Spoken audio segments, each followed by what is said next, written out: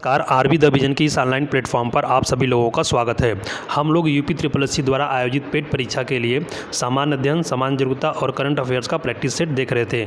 आज के इस वीडियो में हम लोग प्रैक्टिस सेट 9 देखेंगे। तो आइए हम लोग प्रश्नों को देखते हैं। पहला प्रश्न पूछा गया है, भारत की 3 महत्वपूर्ण नदियों का स्रोत हिमालय स्थित मानसरोवर झील के निकट है। बताइए यह कौन कौन सी नदियाँ हैं। ब्रह्मपुत्र, यमुना और सतलज, ब्रह्मपुत्र, सतलज और सिंधु, ब्रह्मपुत्र, यमुना और सिंधु, या फिर झेलम, यमुना और सतलज। तो राइट आंसर इसमें क्या हो जाएगा? Right answer option number B हो जाएगा, ब्रह्मपुत्र, सतलज और सिंधु। यह तीनों नदियां भारत की प्रमुख नदियां हैं और इन तीनों का उद्गम स्थल क्या है? तिब्बत में स्थित मानसरोवर झील के पास है। ब्रह्मपुत्र नदी को तिब्बत में सांगपो नदी के नाम से जाना जाता है। अरुणाचल प्रदेश में इसे दिहांग तथा असम में ब्रह्मपुत्र तथा बांग्लादेश में गंगा नदी के मिलने के बाद जमुना के नाम से जाना जाता है और इसी नाम से आगे यह प्रवाहित होती है। सतलुज नदी की बात करें तो मानसरोवर झील के समीप स्थित राकस ताल से निकलती है। आइए प्रश्न संख्या 2 देखते हैं हम लोग।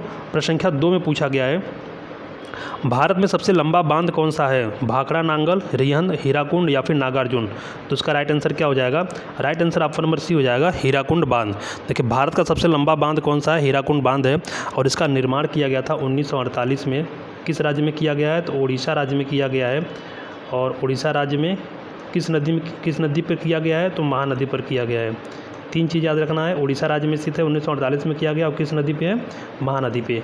आइए प्रश्न संख्या 3 देखते हैं हम लोग। प्रश्न संख्या 3 में पूछा गया है, सौर परिवार का सबसे बड़ा ग्रह कौन सा है? शुक्र, मंगल, बृहस्पति या फिर पृथ्वी। तो इसका right answer option number C हो जाएगा, बृहस्पति।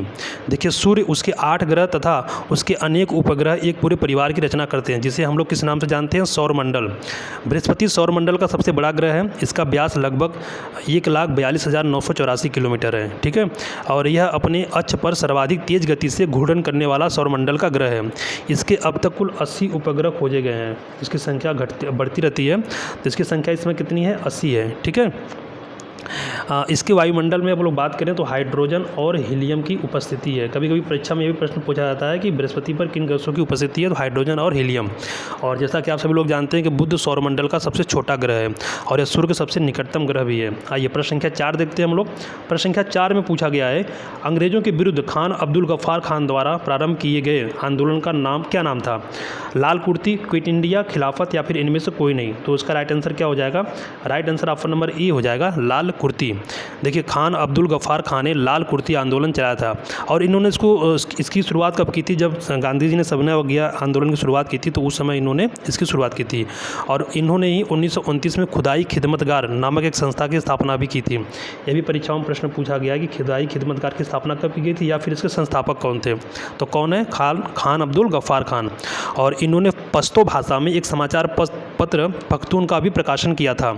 इन्हें सीमांत गांधी या फ्रंटियर गांधी, बादशाह खां एवं शेर ए अफगान आदि नामों से पुकारा गया है। अब आइए प्रश्न संख्या हम लोग 5 देखते हैं। प्रश्न संख्या 5 में पूछा गया है, विक्रम संवत प्रारंभ हुआ 57 ईसा पूर्व यानी 57 और 78 ईसा पूर्व। 57 ईसा पूर्व, ये 2 बार हो गया है, एक ईस्वी होना चाहिए और ईसा पूर्व होना चाहिए। ठीक है, और डी क्या दिया? 78 ईसा पूर्व।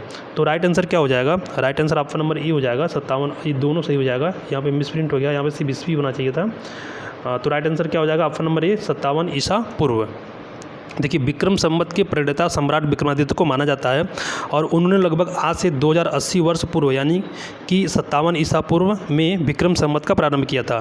शक संवत की बात करें तो शक संवत की शुरुआत किया था 78 ईस्वी में। 78 ईस्वी में किसने किया था? कनिष्क ने किया था। ठीक है, 78 ईस्वी में शक संवत की शुरुआत 78 ईस्वी में हुई है। इसके बाद हिजरी संवत की बात करें 622 ईस्वी में हिजरी संवत की शुरुआत की गई थी। किसके द्वारा? मोहम्मद साहब के द्वारा शुरू किया गया था। प्रश्न संख्या 8 देखते हैं हम लोग। प्रश्न संख्या 8 में पूछा गया है कि कादम्बरी के लेखक कौन है? कालिदास, कौटिल्य, हर्ष या फिर बाण। तो right answer option number D हो जाएगा, बाण हो जाएगा। कादम्बरी संस्कृत साहित्य का महान उपन्यास है और इसके रचनाकार बाणभट्ट है, जिन्होंने हर्षचरित की भी रचना की थी। प्रश्न संख्या 7 देखते हैं हम लोग। प्रश्न संख्या 7 में पूछा गया है, घाटे की वित्त व्यवस्था का अर्थव्यवस्था पर क्या प्रभाव पड़ता है? ऑप्शन दिया गया मुद्रास्फीति, अपस्फीति, मंदी या फिर इनमें से कोई नहीं। तो राइट आंसर इसमें क्या हो जाएगा? राइट आंसर ऑप्शन नंबर ए हो जाएगा, मुद्रास्फीति। राइट आंसर ऑप्शन नंबर ए हो जाएगा, मुद्रास्फीति। क्यों होता है? क्योंकि घाटे की जो वित्त व्यवस्था होती है उसकी दशा में क्या होता है कि अतिरिक्त मुद्रा का प्रवेश बाजार में हो जाता है, जिससे उत्पादन की तुलना में मांग अधिक होने के कारण कीमतों में वृद्धि होने लगती है। प्रश्न संख्या 8 देखते हैं। प्रश्न संख्या 8 में पूछा गया है कि भारत में राष्ट्रीय आय का आकलन करने वाली संस्था है रिजर्व बैंक ऑफ इंडिया, योजना आयोग, वित्त मंत्रालय या फिर केंद्रीय सांख्यिकी संगठन। तो right answer option number D हो जाएगा CSO। ठीक है, और इसकी स्थापना कब की गई थी? इसकी स्थापना की गई थी 1951 में, केंद्रीय मंत्रिमंडल के सचिवालय में की गई थी। प्रश्न संख्या 9 देखते हैं हम लोग। प्रश्न संख्या 9 में पूछा गया है दूध को दही के रूप में खट्टा करना इसका एक उदाहरण है साबुनीकरण, पुयन, किण्वन या फिर एस्टरीकरण। तो आप सभी लोग को पता है एक किण्वन के प्रोसेस से होता है, दूध दही में कन्वर्ट हो जाता है। आइए प्रश्न संख्या 10 देखते हैं हम लोग। प्रश्न संख्या 10 में पूछा गया है सिरके में निम्न में से कौन सा अम्ल पाया जाता है? Lactic acid, citric acid, malic acid या फिर एसिटिक एसिड। तो राइट आंसर क्या हो जाएगा इसमें? Right answer option number D हो जाएगा एसिटिक एसिड। सिरके में एसिटिक अम्ल पाया जाता है और इसका रासायनिक सूत्र क्या होता है? CH3CH3COOH। ठीक है, इसका क्या होता है? रासायनिक सूत्र होता है और प्रायः भोजन के रूप में प्रयुक्त सिरके में 4 से 8% तक एसिटिक अम्ल पाया जाता है। आइए प्रश्न संख्या 11 देखते हैं हम लोग। प्रश्न संख्या 11 में पूछा गया है मणिपुर की आयरन लेडी के नाम से किसे जाना जाता है? मैरी कॉम, बिनलक्ष्मी नेप्राम, नलिनी बालदेवी या फिर इरोम शर्मिला। तो राइट आंसर क्या हो जाएगा? राइट आंसर इसमें ऑप्शन नंबर डी हो जाएगा इरोम शर्मिला। इरोम चानू शर्मिला, इनका पूरा नाम क्या है? इरोम चानू शर्मिला मणिपुर की मानवाधिकार कार्यकर्ता हैं जो कि पूर्वोत्तर राज्यों में लागू सशस्त्र बल विशेष शक्ति अधिनियम 1958 को हटाने के लिए लगभग 16 वर्षों तक भूख हड़ताल पर रही थी। हम लोग अगला प्रश्न देखते हैं। अगले प्रश्न में पूछा गया है अ नेशन इज मेकिंग के लेखक कौन थे? सुरेंद्रनाथ बनर्जी, बाल गंगाधर तिलक, दादा भाई नौरोजी या फिर फिरोज शाह मेहता। तो इसमें राइट आंसर क्या हो जाएगा? राइट आंसर ऑप्शन नंबर ए हो जाएगा सुरेंद्रनाथ बनर्जी। ठीक है, आइए प्रश्न संख्या 13 देखते हैं हम लोग। प्रश्न संख्या 13 में पूछा गया है भारत के मुख्य निर्वाचन आयुक्त की नियुक्ति कौन करता है? ऑप्शन दिया गया संसद, प्रधानमंत्री, राष्ट्रपति या फिर उपराष्ट्रपति। तो इसका राइट आंसर क्या हो जाएगा? इसका राइट आंसर ऑप्शन नंबर हो जाएगा सी, राष्ट्रपति। ठीक है, संविधान के अनुच्छेद 324 आर्टिकल भी पूछ लेता है, निर्वाचन आयोग से संबंधित आर्टिकल 324 है में निर्वाचन आयोग के विषय में प्रावधान किया गया है। इसके अनुसार मुख्य निर्वाचन आयुक्त और अन्य आयुक्तों की नियुक्ति राष्ट्रपति द्वारा की जाती है। वर्तमान में हम लोग मुख्य निर्वाचन आयुक्त की बात करें तो कौन है? राजीव कुमार जी हैं। और इसमें कितने सदस्य इसमें हैं? इसमें कुल 3 सदस्य हैं। इनको लेकर कितने टोटल हैं? टोटल 3 है। आइए प्रश्न संख्या 14 देखते हैं हम लोग। प्रश्न संख्या 14 में पूछा गया है निम्न में से विद्युत उत्पादन करने में सर्वाधिक हिस्सा किसका है? जल विद्युत, ताप विद्युत, परमाणु ऊर्जा या फिर सभी का बराबर प्रतिभाग है। तो राइट आंसर इसमें क्या हो जाएगा? Right answer option number B हो जाएगा ताप विद्युत। प्रश्न संख्या 15 देखते हैं हम लोग। प्रश्न संख्या 15 में पूछा गया है किसी वर्णांध व्यक्ति को निम्नलिखित रंगों में से किस रंग को पहचानने में कठिनाई होती है? ऑप्शन दिया गया है हरा और बैगनी, हरा और लाल, सफ़ेद और पीला, काला और नीला। तो इसमें राइट आंसर क्या हो जाएगा? Right answer option number B हो जाएगा हरा और लाल। ठीक है, वर्णांधता जिसे हम लोग कलर ब्लाइंडनेस के नाम से भी जानते हैं, एक आनुवांशिक रोग है जिसका रोगी हरा और लाल रंगों में अंतर नहीं पहचान पाता है। प्रश्न संख्या 16 देखते हैं हम लोग। प्रश्न संख्या 16 में पूछा गया है विश्व की प्रथम महिला अंतरिक्ष यात्री कौन थी? Valentina Tereshkova, Maria Estela Peron, Svetlana Savitskaya या फिर के कोटी। राइट आंसर क्या है? Right answer option number A है वैलेंटीना टेरेस्कोवा। ठीक है, वैलेंटीना टेरेस्कोवा कहाँ, किस देश की थी? तो ये रूस की थी, रूस की है। यहाँ से भी प्रश्न पूछा जा सकता है, रूस की है और विश्व की पहली महिला अंतरिक्ष यात्री है। इन्होंने वर्ष 1963 में 1963 में ओस्टाक 6 नामक यान से अंतरिक्ष यात्रा की थी। प्रश्न संख्या 17 देखते हैं। प्रश्न संख्या 17 में पूछा गया है मृत्युदंड के मामले में क्षमा देने का अधिकार किसे है? प्रधानमंत्री, राष्ट्रपति, मुख्य न्यायाधीश या फिर भारत के महान्यायविद। तो right answer option number B हो जाएगा राष्ट्रपति। ठीक है, अनुच्छेद 72 में आर्टिकल, भारतीय संविधान के आर्टिकल की बात करें तो आर्टिकल 72 में राष्ट्रपति की क्षमादान की शक्ति को स्पष्ट किया गया है। राष्ट्रपति किसी सिद्ध दोष ठहराए गए व्यक्ति के दंड को क्षमा कर सकता है, कम कर सकता है, स्थगित कर सकता है और राष्ट्रपति मृत्युदंड को पूरी तरह से क्षमा भी कर सकता है। आइए प्रश्न संख्या 18 देखते हैं। प्रश्न संख्या 18 में पूछा गया है कन्नौज से पूर्व हर्षवर्धन कहाँ का शासक था? ठीक है, प्रश्न पूछने का तात्पर्य है कि हर्षवर्धन कन्नौज से पहले कहाँ पर शासन कर रहा था? तो राइट आंसर क्या हो जाएगा? कौशाम्बी, कुशीनगर, श्रावस्ती या फिर थानेश्वर। तो इसमें right answer option number D हो जाएगा थानेश्वर। ठीक है। हर्षवर्धन अंतिम हिंदू सम्राट था जिसने पंजाब छोड़कर शेष समस्त उत्तरी भारत पर राज्य किया। हर्षवर्धन 606 ईस्वी में थानेश्वर का शासक बना था और बाद में यह क्या हुआ, कन्नौज को अपनी राजधानी इसने बनाई थी। आइए प्रश्न संख्या हम लोग 19 देखते हैं। प्रश्न संख्या 19 में पूछा गया है विश्व जनसंख्या दिवस कब मनाया जाता है, 1 जुलाई, 8 जुलाई, 11 जुलाई या फिर 25 जुलाई। तो आप सभी लोग को पता है ऑप्शन नंबर सी राइट हो जाएगा। प्रत्येक वर्ष 11 जुलाई को क्या मनाया जाता है, विश्व जनसंख्या दिवस मनाया जाता है। आइए प्रश्न संख्या 20 देखते हैं हम लोग। प्रश्न संख्या 20 में पूछा गया है भारत विश्व का विशालतम लोकतांत्रिक प्रजातंत्र है, इसकी प्रथम लोकसभा कब आयोजित की गई थी, 16 अगस्त 1947, 27 अगस्त 1950, 13 मई 1952 या फिर 15 जून 1952। तो राइट आंसर इसमें क्या हो जाएगा, right answer option number C हो जाएगा, 13 मई 1952। भारत में प्रथम जो लोकसभा गठन किया गया था वो किया गया था 17 अप्रैल 1992। गठन पूछेगा तो कब किया गया, 17 अप्रैल को किया गया है। ठीक है। और पूछेगा आयोजन यानी कि इसकी पहली बार बैठक कब की गई थी, जो उसकी पहली बैठक है आयोजन कब की गई, 13 मई 1952 में की गई है। और इसके प्रथम अध्यक्ष की बात करें, इसके प्रथम अध्यक्ष कौन है, पिछले वीडियो में भी हम लोगों ने बात किया था, जीवी मावलंकर या गणेश वासुदेव मावलंकर इसके प्रथम अध्यक्ष थे, स्पीकर थे। वर्तमान में हम लोग लोकसभा के स्पीकर की बात करें, अध्यक्ष की बात करें तो कौन है, ओम बिरला जी है। आइए प्रश्न संख्या 21 देखते हैं। प्रश्न संख्या 21 में पूछा गया है वर्ष का सबसे लंबा दिन है 20 अप्रैल, 21 मई, 21 जून या फिर 30 अगस्त। तो राइट आंसर इसमें क्या हो जाएगा, right answer option number C हो जाएगा, 21 जून। ठीक है। इस समय क्या होता है कि सूर्य की जो किरणें होती है वह कर्क रेखा पर लंबवत पड़ती है, इसलिए 21 जून को सबसे बड़ा दिन होता है और सबसे छोटी रात होती है। प्रश्न संख्या 22 देखते हैं। प्रश्न संख्या 22 में पूछा गया है निम्नलिखित में से किस सागर का जल सर्वाधिक खारा है।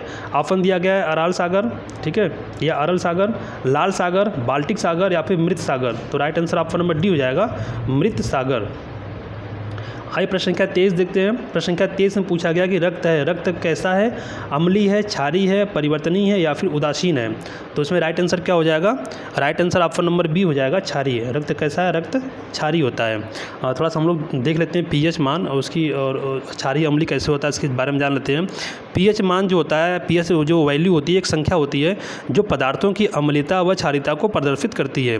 जिन पदार्थों का पीएच मान 7 से कम होता है वे अम्लीय होते हैं, जबकि जिनके पीएच मान 7 से अधिक होते हैं वे क्या होते हैं, क्षारीय होते हैं। तो इस प्रकार जो अम्ल होता है, जो रक्त होता है वो क्या होता है, इसका जो पीएच मान होता है 7 से अधिक होता है तो यह हल्का क्षारीय होता है। आइए प्रश्न संख्या हम लोग 24 देखते हैं। 24 में पूछा गया कि विजयनगर राज्य किस नदी के किनारे स्थित था। ऑप्शन दिया गया गंगा, कावेरी, तुंगभद्रा या फिर कृष्णा। तो राइट आंसर इसमें क्या हो जाएगा, right answer option number C हो जाएगा, तुंगभद्रा। देखिए विजयनगर राज्य तुंगभद्रा नदी के उत्तरी तट पर स्थित है। इसकी स्थापना की बात करें तो इसकी स्थापना 1336 में हरियर एवं बुक्का नामक 2 भाइयों के द्वारा किया गया था। किसके द्वारा, हरियर और बुक्का। हरियर और बुक्का दोनों के पिता का क्या नाम था, संगम। तो इसलिए इस जो इन्होंने जिस वंश की स्थापना की उसे संगम वंश के नाम से जाना गया, संगम वंश के नाम से जाना गया। हरियर एवं बुक्का जो कि इस वंश के संस्थापक थे। आइए विजयनगर का जो वर्तमान नाम है वो क्या है, हम्पी। इसका अवशेष बचा हुआ है वहाँ पे, हम्पी। आइए प्रश्न संख्या 25 देखते हैं हम लोग। प्रश्न संख्या 25 में पूछा गया है सिविल सेवा किसके शासनकाल में प्रारंभ की गई थी। ऑप्शन दिया गया Lord Canning, Lord Curzon, Lord Cornwallis या फिर लॉर्ड डलहौजी। तो राइट आंसर क्या हो जाएगा, right answer option number C हो जाएगा, लॉर्ड कॉर्नवालिस। और ये कब की गई थी, यह किया गया था 1793 में, 1793 में। इसीलिए लॉर्ड कॉर्नवालिस को क्या कहा जाता है, लॉर्ड कॉर्नवालिस को भारत में सिविल सेवा का जन्मदाता भी कहा जाता है। अगर आपसे प्रश्न पूछा जाए कि भारत में सिविल सेवा का जन्मदाता किसे कहा जाता है तो राइट आंसर क्या हो जाएगा, लॉर्ड कॉर्नवालिस। आइए प्रश्न संख्या 26 देखते हैं हम लोग। प्रश्न संख्या 26 में पूछा गया है, प्रश्न पूछा गया कि माउंट एवरेस्ट पर चढ़ने वाली प्रथम भारतीय महिला कौन थी। कमलजीत संधू, बुला चौधरी, कल्पना चावला या फिर बछेंद्री पाल। तो राइट आंसर क्या हो जाएगा, right answer option number D हो जाएगा, बछेंद्री पाल। बछेंद्री पाल जो कि भारत की पहली महिला है जो कि माउंट एवरेस्ट पर चढ़ने वाली है। इसके अलावा विश्व की 5वीं महिला हैं, ठीक है, भारत की पहली और विश्व की 5वीं। इन्हें एक और नाम से जाना जाता है, इन्हें पहाड़ों की रानी के नाम से भी जाना जाता है, पहाड़ों की रानी। आइए हम लोग प्रश्न संख्या 27 देखते हैं। प्रश्न संख्या 27 में पूछा गया है कि भाखड़ा बांध किस नदी पर बना हुआ है। ऑप्शन दिया गया चेनाब, ताप्ती, सतलुज या फिर रावी। तो इसमें राइट आंसर क्या हो जाएगा, right answer option number C हो जाएगा, सतलुज या सतलज। ठीक है। और ये हिमाचल प्रदेश के बिलासपुर ज़िले में सतलज नदी पर बनाया गया है। भाखड़ा नांगल बांध भूकंपीय क्षेत्र में स्थित विश्व का सबसे ऊंचा गुरुत्वीय बांध है। इसको भी आप लोगों को याद रखना है। प्रश्न संख्या 28 देखते हैं। प्रश्न संख्या 28 में पूछा गया है कि अवमूल्यन का अर्थ है घरेलू मुद्रा के स्थान पर एक नई मुद्रा को लागू करना, चल पूंजी अन्य देशों की मुद्रा की तुलना में घरेलू मुद्रा का मान कम करना, या फिर घरेलू मुद्रा का मान बढ़ाना। तो इसमें right answer option number C हो जाएगा, अन्य मुद्रा की तुलना में घरेलू मुद्रा का मान कम करना।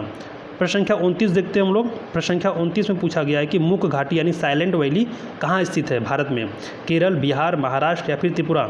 तो इसका राइट आंसर क्या हो जाएगा? इसका राइट आंसर ऑप्शन नंबर हो जाएगा आपका ए, केरल में। केरल में स्थित है मुख यानी साइलेंट वैली। प्रश्न संख्या 30 देखते हैं हम लोग। प्रश्न संख्या 30 में पूछा गया है, हम लोग जल्दी से प्रश्नों को देख लेते हैं। भारत का रूर किस नदी बेसिन को कहा जाता है? दामोदर, हुगली, गोदावरी या फिर स्वर्ण रेखा? तो राइट आंसर इसमें क्या हो जाएगा? राइट आंसर ऑप्शन नंबर ई हो जाएगा, दामोदर। ठीक है, दामोदर नदी को भारत का या दामोदर नदी बेसिन को प्रदूषण के कारण भारत का रूर कहा जाता है, और इस नदी को पहले बंगाल का शोक भी कहा जाता था। प्रश्न संख्या 31 देखते हैं हम लोग। प्रश्न संख्या 31 में पूछा गया कि किसान क्रेडिट कार्ड योजना किस वर्ष लागू की गई थी?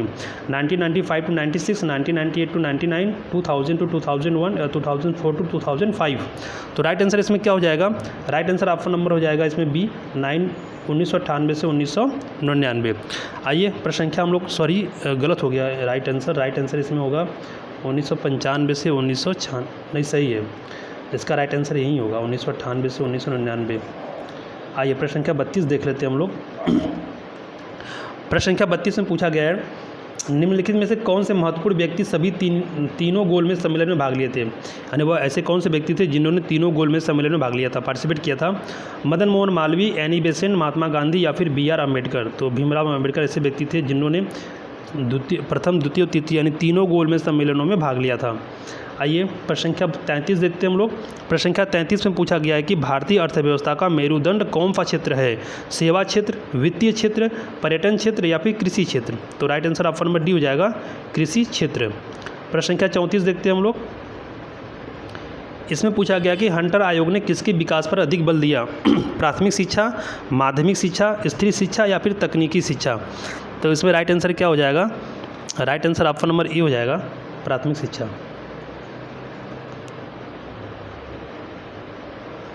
हंटर शिक्षा आयोग की बात करें, इसकी स्थापना ब्रिटिश शासनकाल में लॉर्ड रिपन द्वारा 1882 में की गई थी। कब की गई थी? 1882 में। देखिए इस आयोग में प्राथमिक शिक्षा और माध्यमिक शिक्षा दोनों पे बात की गई थी, लेकिन यहाँ पे राइट आंसर ऑप्शन नंबर ई हो जाएगा, प्राथमिक शिक्षा। आइए प्रश्न संख्या हम लोग 35 देखते हैं। प्रश्न संख्या 35 में पूछा गया है, भारत में महिलाओं के लिए आरक्षण उपलब्ध है लोकसभा में, राज्य विधानसभाओं में, पंचायती राज निकायों में या फिर उपयुक्त सभी स्थानों पे? तो राइट आंसर इसमें क्या हो जाएगा? राइट आंसर ऑप्शन नंबर हो जाएगा, ऑप्शन नंबर सी, पंचायती राज निकायों में। और पंचायती राज निकायों में इन्हें आरक्षण किस आधार पर मिलता है? तो संविधान के 73वें 74वें संविधान संशोधन ने पंचायतों को शक्ति प्रदान की है कि महिलाओं को इसके अंतर्गत होने वाले चुनाव में सभी स्तरों पर महिलाओं को 1/3 स्थान आरक्षित करें। आइए प्रश्न संख्या 36 देखते हैं। 36 में पूछा गया कि भारत में सबसे पहली जनगणना किस वर्ष में हुई थी? 1892, 1872, 1881 फिर 1992? तो 92 नहीं, 1952 है। और राइट आंसर क्या हो जाएगा? Right answer option number B हो जाएगा, 1872 में। भारत में जो पहली बार जनगणना की गई थी लॉर्ड मेयो के शासनकाल में 1872 में की गई थी। अगर हम लोग बात करेंगे नियमित जनगणना की, अगर बात करें, अगर प्रश्न पूछा जाए जो नियमित जनगणना थी इसकी शुरुआत कब हुई थी? तो इसकी शुरुआत 1881 में हुई थी और भी लॉर्ड रिपन के शासनकाल में इसकी शुरुआत हुई थी। आइए प्रश्न संख्या 37 देखते हैं हम लोग। प्रश्न संख्या 37 में पूछा गया है कि आगा खां गोल्ड कप किस खेल से संबंधित है? बैडमिंटन, हॉकी, फुटबॉल या फिर क्रिकेट? तो इसमें राइट आंसर तीनों में क्या हो जाएगा? Right answer option number C हो जाएगा, फुटबॉल। प्रश्न संख्या 38 देखते हैं हम लोग। प्रश्न संख्या 38 में पूछा गया है, भूकंप की निम्नलिखित में से कौन सी तरंगें सबसे ज़्यादा विनाशक होती है? पी तरंगे, सतही तरंगे, यस तरंगे या फिर इनमें से कोई नहीं? तो इसमें राइट आंसर क्या हो जाएगा? Right answer option number C हो जाएगा, यस तरंगे। देखिए जब भूकंप होता है, भूकंप से तीन तरह की तरंगें निकलती है, प्राइमरी यानी पी तरंगे, सेकेंडरी, ठीक है, यानी द्वितीय तरंगे, और टर्शियरी यानी कि सतही तरंग। तो उसमें जो सबसे अधिक प्रभावी होता है कौन सा होता है, जो सबसे अधिक विनाशक होता है कौन सा होता है? वह टर्शियरी या फिर सतही तरंग होती है, यस तरंग होती है। आइए सरफेस उसको हम लोग वेव बोलते हैं। आइए प्रश्न संख्या 39 देखते हैं। इसमें क्या पूछा गया है कि निम्नलिखित में से कौन सा महासागर सबसे छोटा है? हिंद महासागर, अटलांटिक महासागर, आर्कटिक महासागर या फिर प्रशांत महासागर? तो इसका राइट आंसर क्या हो जाएगा? इसका right answer option number C हो जाएगा, आर्कटिक महासागर। अब आइए हम लोग अंतिम प्रश्न देखते हैं, प्रश्न संख्या 40 जो आज इस टेस्ट प्रैक्टिस सेट का अंतिम प्रश्न है। इसमें पूछा गया कि सत्यमेव जयते महावाक्य कहाँ से उद्धृत है, यानी कहाँ से लिया गया है? शतपथ ब्राह्मण से, ईशोपनिषद से, मुंडकोपनिषद से या फिर महाभारत से? तो इसका राइट आंसर क्या हो जाएगा? इसका right answer option number C हो जाएगा, मुंडको उपनिषद या मुंडक उपनिषद से। ठीक है, सत्यमेव जयते मुंडकोपनिषद से लिया गया है और इसी उपनिषद में यज्ञ की तुलना फूटी नाव से भी की गई है। मुंडकोपनिषद अथर्ववेद से संबंधित है। तो यह आज के 40 महत्वपूर्ण प्रश्न थे जो कि आपकी परीक्षा के दृष्टिकोण से बेहद ही महत्वपूर्ण थे। अगर आप लोगों को वीडियो अच्छा लगा हो तो इसे अधिक से अधिक शेयर करें, चैनल को सब्सक्राइब करें और जितने भी प्रैक्टिस सेट अभी तक आप लोगों ने पढ़ा है इसके पहले का भी, चाहे प्रैक्टिस सेट 1 हो, 2 हो, 3 हो, 4 हो, 5, 6, 7, 8, 9 है, उन सभी को आप लोग बहुत ही मतलब ध्यान से पढ़ें और उसका नोट्स भी बना लें। परीक्षा आपकी बहुत बिल्कुल नज़दीक है और 28 और 29 तारीख को परीक्षा होने वाली है। 27 तारीख तक आप लोग को पढ़ाई करनी है, उसके बाद आप लोग की परीक्षा ही है। तो चलिए, आप सभी लोगों को पूरा वीडियो देखने के लिए बहुत बहुत धन्यवाद।